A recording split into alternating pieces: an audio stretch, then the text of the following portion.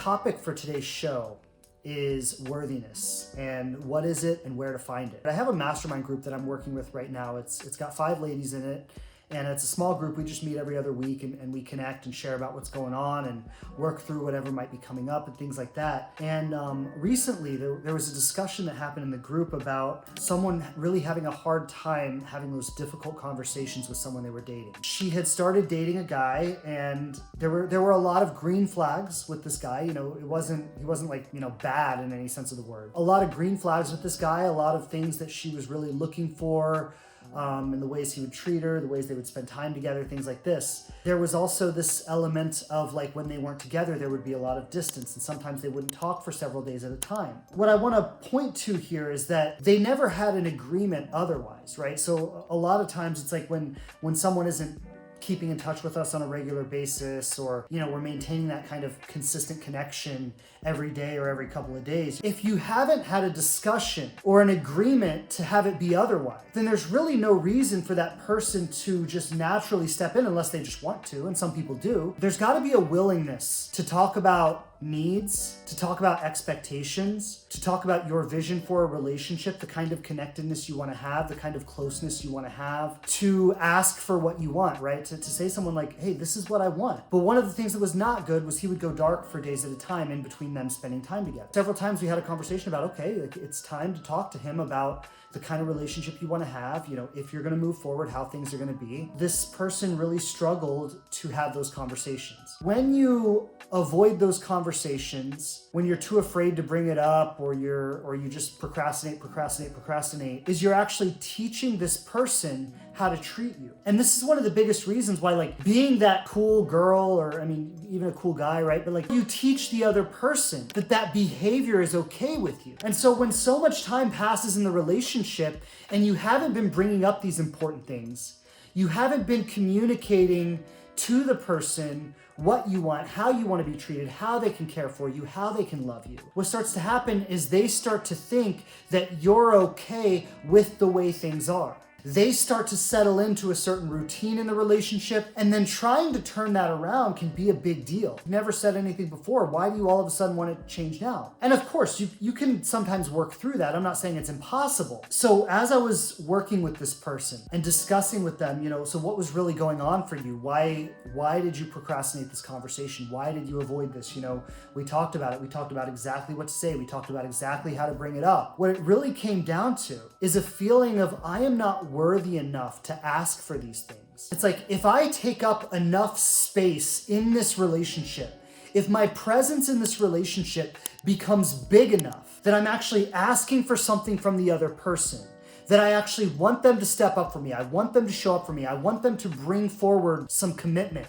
and some dedication and some effort here, that it is not going to be honored and understood and given to me, and that person is going to leave me instead. Now, I want you to really think about that, because I know that the individual I'm talking about right now, she is not the only person who's ever felt this way, okay? I've felt this way. I know you felt this way too. But if you've ever felt this way, and I know I'm talking to a whole bunch of people who have felt this way many times in their lives right now, you've got to question that assumption that if I start taking up too much space in this relationship, rather than the person meeting me halfway, rather than the person wanting to care for me, wanting to love me, wanting to meet those needs, wanting to make me happy, you've got to question that assumption. What does that assumption really mean? There's only one real answer to that question. And the answer is this: that I am not good enough for that person to meet me halfway, that I am not lovable enough for that person to meet me halfway, that I am not valuable enough, like that I don't bring enough to this relationship. Like, I am not enough of a human being and like have enough of a presence in this person's life that they would value that enough that when I ask for something, they would be like, absolutely, I want to make you happy because you're important to me. So I want to make you happy.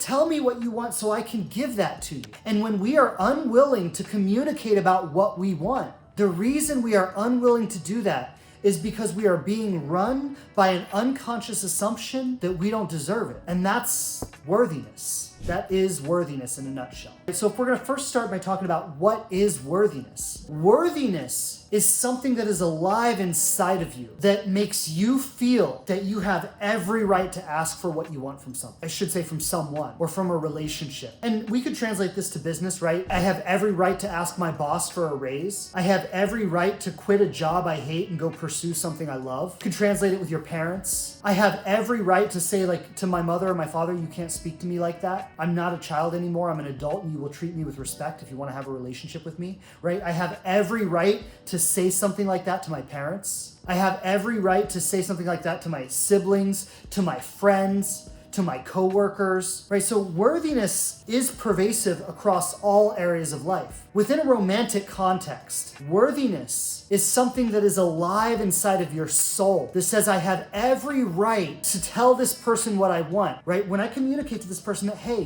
I love our connection. I love spending time together. I love hearing from you. I love seeing you. Like there's so much good about this relationship and I really enjoy it. So when you communicate something like that, rather than feeling like, oh my God, I'm taking up too much space in this relationship and they're gonna leave, right? Which equates to unworthiness, unlovability, not enoughness. It's, I know what a gift I am. And worthiness is an internal sense that all of that is true. So where does it come from? What are the people who feel worthy doing that the people who feel unworthy are not doing? Like, what do I really deserve to have from life? And why do I feel like I deserve so much less than I actually do?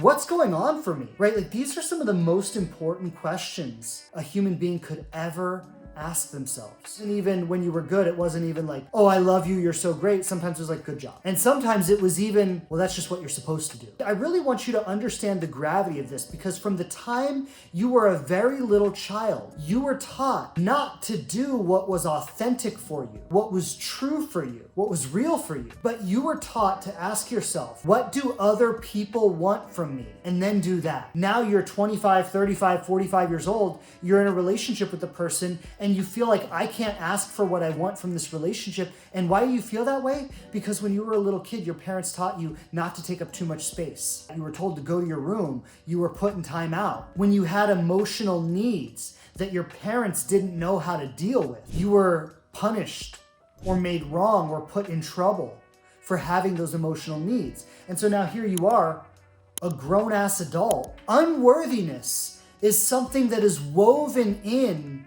to our culture. So it's my job to heal whatever stuff I picked up from my parents and become better. In doing that, I have to ask myself, what am I worth? What do I really deserve from life? And these are big questions to ask. So much love, everybody. Again, always a pleasure to be here. And of course, make sure you check out the podcast on all major platforms. Sending so much love, many blessings. I'll see you back here next week. Take care, everybody. Bye.